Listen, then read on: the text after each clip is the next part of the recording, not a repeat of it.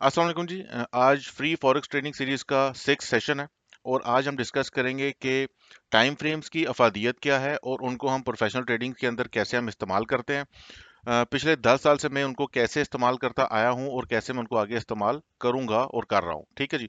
तो basically time frames की तीन टाइप्स हैं, एक higher time frame, analysis time frame और एंट्री टाइम फ्रेम। मैं पर्सनली हायर टाइम फ्रेम को यूज करता हूं ट्रेड की डायरेक्शन डिटरमिन करने के लिए कि क्या मुझे बाय की ट्रेड लेनी चाहिए या मुझे सेल की ट्रेड लेनी चाहिए। तो ओवरऑल ट्रेड की डायरेक्शन डिटरमिन करने के लिए मैं यूज करता हूं मंथली और वीकली का टाइम फ्रेम।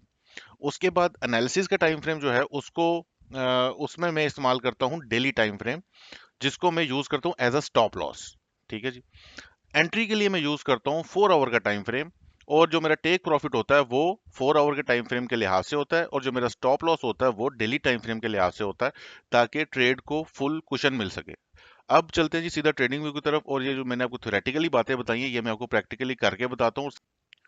अच्छा जी, तो फर्ज करें कि ये ऑड कैट है। ठीक है जी। अब हमने इसके अंदर हमने ट्रेडिंग सेटअप देखना है कि अभी हम उसके अंदर कहाँ पर अपनी ट्रेड को प्लेस करें। क्या हम एक सेल ट्रेड प्लेस करें या बाय ट्रेड प्लेस करें। तो अभी मल्टी टाइम फ्रेम एनालिसिस जो है, first of all higher time frame का, जैसा कि मैंने आपको बताया था कि हायर टाइम फ्रेम को हम यूज करते हैं कि ओवरऑल मार्केट जो है वो हायर टाइम फ्रेम के किस जोन के अंदर लाई कर रही है। ठीक है। अभी हम नोट करेंगे कि मार्केट जो है वो, ये मंथली टाइम फ्रेम है। ठीक है, यहाँ मैंने सेलेक्ट किया हुआ है, ये मंथली टाइम फ्रेम के सप्लाई लेवल के ऊपर अभी करंटली ये लाई कर रही है मार्केट। अब इसका मतलब क्या है? इसका मतलब ये है कि अब शॉर्टर टाइम फ्रेम्स के अंदर अगर मुझे कोई अच्छा सप्लाई लेवल मिलता है तो उसकी प्रोबेबिलिटी बहुत ज्यादा है विन होने की edge compare to a demand zone. ठीक है जी। तो ये इसका जो मंथली और वीकली टाइम फ्रेम्स हैं, अब इसको हम वीकली में भी देख लेते हैं। ठीक है जी। वीकली के अंदर तो इतना कोई खास सप्लाई लेवल मौजूद नहीं है। तो मंथली और वीकली इन दोनों टाइम फ्रेम्स को मैं यूज करता हूँ ओवरऑल देखने के लिए कि मुझे ज्यादा प्रेफरेंस किस को देनी चाहिए, सप्लाई जोन को या डिमांड जोन को। ठीक है जी। ये तो हो गया आपका हायर टाइम फ्रेम। ठीक। अब हम बात करते हैं एनालिसिस टाइम फ्रेम की। ठीक है जी।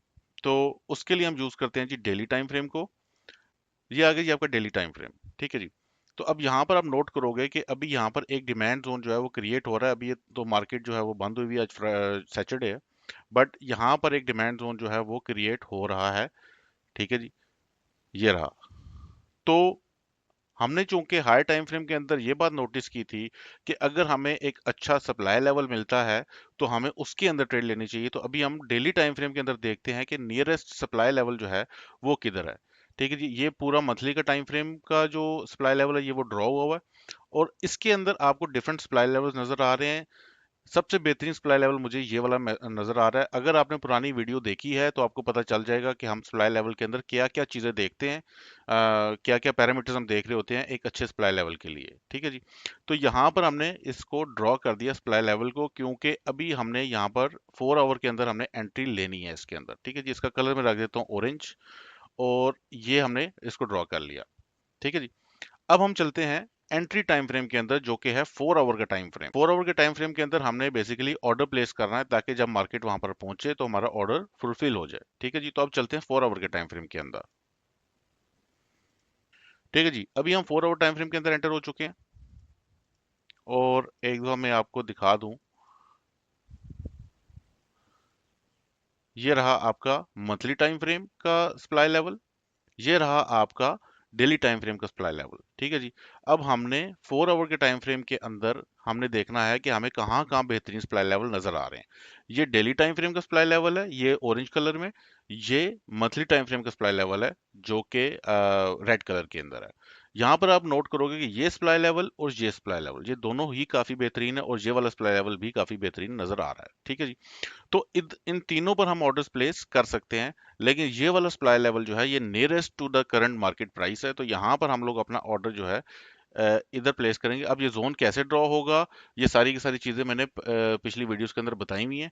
ये वाला जो पॉइंट है 0.94136, इसके ऊपर हमने अपनी एंट्री प्राइस है ये हमारी।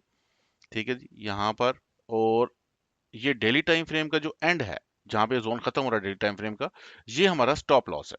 ठीक है जी। हाँ जी, ये हमारा स्टॉप लॉस है, ये हमारी एंट्री प्राइस है।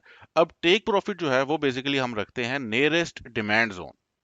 अच्छा जी, तो फर्ज करें कि ये मार्केट मूव कर रही है, ठीक है जी, ये यहाँ पर बन गया आपका एक सप्लाई लेवल, ठीक है, ये आपका एक सप्लाई लेवल बना है जो कि अभी हमने पीछे देखा है। तो अब आपने ऑर्डर जो है यहाँ पर प्लेस कर दिया, पेंडिंग ऑर्डर, पेंडिंग ऑर्डर, ठीक है। जो आपने स्टॉप लॉस है वो आपने अपने डेली टाइम फ्रेम के लिहाज से इधर लगा दिया, ये आपका रह गया, आ गया स्टॉप लॉस, ठीक है जी। अब ये तो आपका हो गया स्टॉप लॉस, यहाँ पर आपका जो है एंट्री प्राइस होगी। अब फर्ज करें कि मार्केट इधर मौजूद है जो कि अभी करंटली मैंने आपको दिखाया था। अब फर्ज करें कि मार्केट यहाँ पे जाती है और यहाँ पर एक वो डिमांड जोन बना देती है इधर, ठीक है, स्ट्रॉन्ग किस्म का डिमांड जोन बन जाता है। अब जो आपका टेक प्रॉफिट होगा वो बेसिकली इधर हो जाएगा फिर, ठीक है, जो नियरेस्ट डिमांड जोन है उधर होगा आपका टेक प्रॉफिट। अब जब आपने एक दफा जब आपकी जो ट्रेड फुलफिल होने के टाइम पर, फॉर एग्जांपल आपकी जैसा ही ये आपका ऑर्डर फुलफिल हुआ है, तो उस टाइम पर जो करंटली आपको डिमांड जोन नजर आ रहा था, आपने उसके लिहाज से अपनी ट्रेड पे आप जितना भी लगाना चाह रहे हैं, 0.5 से 1% के बीच में मैं यूज करता हूँ पर ट्रेड, ठीक है। तो ये जितने भी पिप्स बन रहे हैं, फॉर एग्जाम्पल फर्ज करें कि ये 20 पिप्स बन रहे हैं आपके, ठीक है, 20 पिप्स का आपका टेक प्रॉफिट है।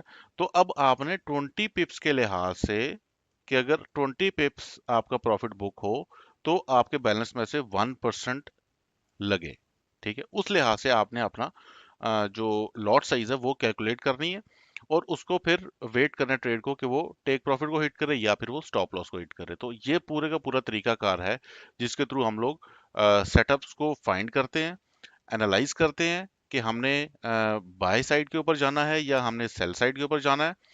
जब हमें बाय या सेल की ट्रेड मिल जाती है, जोन मिल जाता है, तो इस तरीके से हम लोग अपना जो ट्रेड है उसको, ट्रेडिंग प्लान जो है उसको ऐसे एग्जीक्यूट करते हैं। ये मेरा तरीकाकार है कि मैं परसेंटेज वाइज जो है जो ट्रेड्स हैं उनको ओपन करता हूँ।